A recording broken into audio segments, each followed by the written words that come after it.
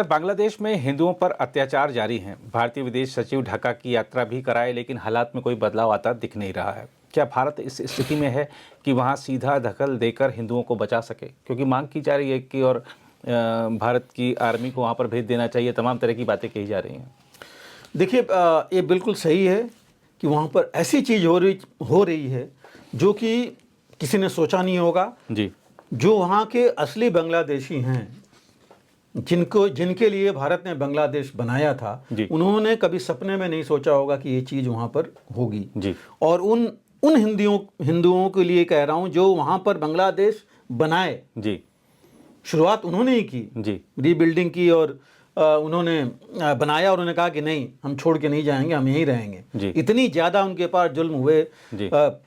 उनसे ज़्यादा जुल्म तो पाकिस्तानियों ने इनके ऊपर किया, बांग्लादेश के लोगों पर। और उसको भूल करके और ये चीज़ वहाँ पर हो रही है जो कि मतलब सोच समझ सबसे परे है। जी।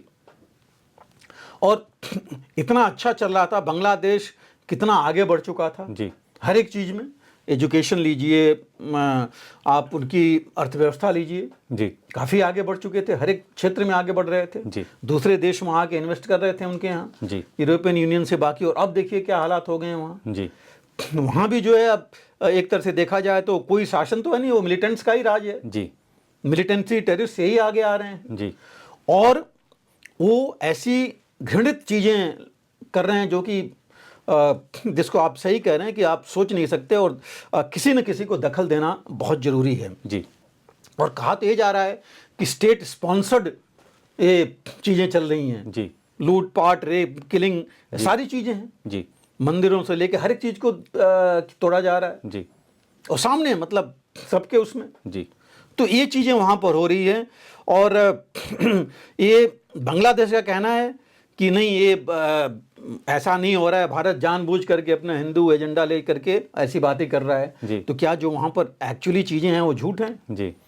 अमेरिका में देखिए लोगों ने बोल रखा है, यूरोपियन यूनियन, यूएन, सब जगह से आया है कि आप ह्यूमन राइट्स को जो है रिस्टोर कीजिए। जी। इतने मुखर नहीं, लेकिन आप देखिए उनके अमेरिका से काफ़ी इसके ऊपर आवाज़ आ रही है। जी। तो ये क्या गलत तो है नहीं। और देखिए सबसे बड़ी एक चीज़ और है कि भारत में इसका जो हमारा पोजीशन है वो भी जितना मुखर होना चाहिए नहीं है। जी। जितनी की पब्लिक है। जी। नॉर्मली उल्टा होता है। जी। कि जो इलेक्टेड रिप्रेजेंटेटिव्स होते हैं वो ज़्यादा मुखर होने चाहिए। जी। लेकिन पब्लिक ज़्यादा मुखर है। जी। और एक बहुत बड़ा मैसेज जा रहा है इनके लिए। जी। और इसीलिए गवर्नमेंट के ऊपर ही बहुत प्रेशर है। जी। एक्शन लेने के लिए। जी। कि एक्शन हर हालत में लेना चाहिए, क्योंकि ये चीज़ एक्सेप्ट नहीं हो सकती। जी। अब हो क्या सकता है, देखिए बांग्लादेश को भी ऐसा नहीं कि बांग्लादेश को इसका डर नहीं है। जी। जिन लोगों ने, जिनकी वजह से आए हैं वहाँ पर मोहम्मद यूनुस, जी, वो भी जानते हैं कि वो परमानेंट नहीं रहेंगे। जी। उनको भी पता है जी कि वो परमानेंट नहीं रहेंगे। लेकिन जिसके ऊपर वो आए हैं, जी, अगर इनके नीचे ये मिलिटेंट्स कायम हो गए, जी, तो ये भी कहीं के नहीं रहेंगे। बिल्कुल, कुछ भी इनके हाथ में नहीं रहेगा। दूसरा, अगर वही चीज़ जैसे उनके यहाँ एक तरह से मैं कहूँगा गृह युद्ध छिड़ रहा है हिंदूज़ के खिलाफ, भारत में हो जाए तो ये बहुत मुश्किल हो जाएगा। जी।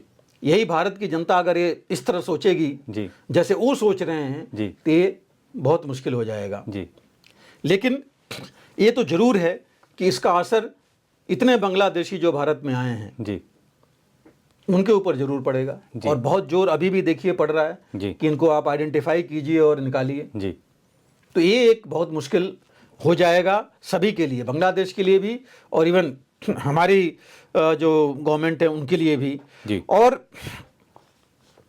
ये जो लोग इनके पीछे हैं, जी, आज मोहम्मद यूनुस ठीक है, कुछ महीने हुए हैं उनको कि वो बड़े उसमें हैं लेकर के वो कह रहे हैं कि मांग कर रहे हैं कि शेख हसीना को उनको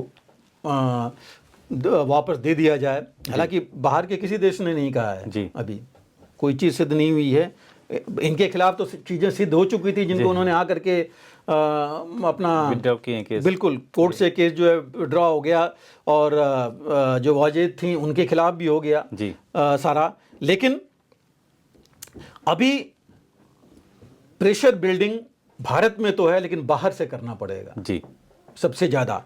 क्योंकि हो क्या रहा है आज बांग्लादेश में, देखिए पाकिस्तान के लिए इनके रास्ते खुल गए हैं जी। उनको बिना वीज़ा के लोग वहाँ आ रहे हैं जी, वो सिक्योरिटी क्लियरेंस हटा दिया उनके लिए, सारा हटा दिया उन्होंने, सब कुछ हटा दिया। इससे आ कौन रहा है? मिलिटेंट्स वहाँ से यहाँ आ रहे हैं जी। ऐसा ही मुझे लग रहा है, अगर यही रहा तो अपना हेडक्वार्टर बेस वहाँ से निकाल के पाकिस्तान से यहाँ के ले आएगी जी। कि यहाँ पर आकर के भारत के खिलाफ षड्यंत्र रचे। जो आर्म्स एमिनेशन काफ़ी पाकिस्तान से यहाँ आ रहा है जी। और क्या भारत कभी नहीं चाहेगा, कोई नहीं चाहेगा कि पाकिस्तान की मिसाइल आकर के तैनात हो बांग्लादेश में? जी। बहुत बड़ा खतरा होगा जी। जिस चीज को लेकर के रूस ने यूक्रेन पर अटैक किया जी। किस लिए? कि भाई बहुत बड़ा खतरा हो रहा है हमारे लिए अगर नाटो यहाँ आ जाएगा जी। तो उससे ज़्यादा खतरा तो यहाँ बांग्लादेश में हो जाएगा अगर ये चीज़ यहाँ पर आएगी जी। तो क्या भारत के पास वो नहीं है अपने पास ये कार्रवाई करने का? अगर बाकी देश इंटरनेशनल प्रेशर नहीं बनेगा बांग्लादेश पर कि ऐसा नहीं होने दे, आर्म्स एमिनेशन इस तरह डिप्लॉय नहीं करे, तो फिर क्या होगा? कहा तो ये भी जा रहा है कि बांग्लादेश ने 12 बैरेक्टर जो ड्रोन्स थे जो अभी रूस इस्तेमाल कर रहा है यूक्रेन में, या वो ड्रोन्स 12 खरीदे थे बांग्लादेश ने, जिसमें 6 डिलीवर हो गए हैं और उनको उन्होंने तैनात कर दिया है भारत के बॉर्डर पर जी। तो आप अगर ऐसी एक्टिविटी चल रही है फिर तो ये तो मतलब एक बहुत बड़ा सिग्नल है भारत के लिए जी। और जो यूएन है उसको भी अगर बैठे रहेगा तो फिर तो काम चलेगा नहीं। क्योंकि देखिए यहाँ तक हालत हो गई है कि ममता बनर्जी ने खुद बोला है जी कि हिंदुओं के लिए जो है ऐसा नहीं होना चाहिए और बांग्लादेश के अंदर जाना चाहिए जी। तो ये काफ़ी चीज़ हो रही है। लेकिन जो आपने बात की फॉरेन सेक्रेटरी की विजिट की, देखिए वहाँ भी उन्होंने विक्रम मिस्त्री जब गए तो सबसे मिले जी, मोहम्मद यूनुस से भी मिले, वहाँ के फॉरेन मिनिस्टर से मिले, वहाँ के फॉरेन सेक्रेटरी से मिले और उन्होंने पॉइंट्स दिए जी और पीएम मोदी के पॉइंट्स दिए। और देखिए वो अगर पीएम मोदी के पॉइंट्स हैं तो इतने आसान पॉइंट्स तो होंगे नहीं जी, वो एक तरह से मैं कहूँगा कि वार्निंग ही होंगे जी जो दिए गए होंगे वहाँ पर। क्योंकि उन्होंने क्लियर बोला है कि अटैक जो है कल्चरल, सोशल, रिलीजियस, डिप्लोमेटिक हर एक उसमें जा रहा है जी। और मैसेज तो ज़रूर स्ट्रांग होगा प्राइम मिनिस्टर का। हाँ, लग नहीं रहा है कि एक्शन उन्होंने कोई ख़ास वहाँ पर लिया है जी। लेकिन हमें बहुत ज़रूरी है कि हमारे इलेक्टेड लीडर से लेके सरकार से लेके हर एक डिप्लोमेटिक प्रेशर हर जगह से बांग्लादेश के ऊपर डालें जी। अगर सैंक्शंस लगाने की ज़रूरत है तो अब बांग्लादेश पर लगना चाहिए जी कि ये चीज़ ना हो। क्योंकि अगर मिलिटेंट्स वहाँ आएंगे तो सिर्फ भारत का नुकसान नहीं होगा जी, क्योंकि भारत तो अब सक्षम है इनसे लड़ने के लिए जी, लेकिन नुकसान बाकियों को होगा जी अगर टेररिस्ट ऐसे बढ़ते रहेंगे जी। ट्रेड बैरियर बहुत ज़रूरी है लगाना जी। पाकिस्तान जिसके पास अपने लिए खुद कुछ नहीं है जी, वो जो है यहाँ पर ऐसे चीज़ें भेज रहा है जी। दूसरा बांग्लादेश तो एज इट इज वो तो गया, अब तो मतलब जितना विकास हुआ था वो तो अब बिल्कुल नीचे चला ही गया, होगा भी नहीं। और आप जानते हैं कि टेरर ग्रुप्स क्या करेंगे, ये तो जितना जो कुछ बचा हुआ है उसको भी ले लेंगे जी। इनके पास और कुछ नहीं बचेगा, जितना ट्रेड, कनेक्टिविटी, कल्चरल चीज़ें थी सब खत्म हो जाएंगी इनके ऊपर धीरे धीरे। और ख़ुद इनको महसूस होगा बाद में, कुछ वो नहीं आएगा कि यूनिवर्सिटी कहीं जेल में मत पड़े हुए मिलें जी। और बिल्कुल जो अभी जो चीज़ें हैं आप देखिए कहा जा रहा है कि अगर कुछ नहीं है तो भारत को दोबारा 1971 रिपीट करके और बांग्लादेश के अंदर हिंदुओं के लिए कॉरिडोर बनाना चाहिए जी।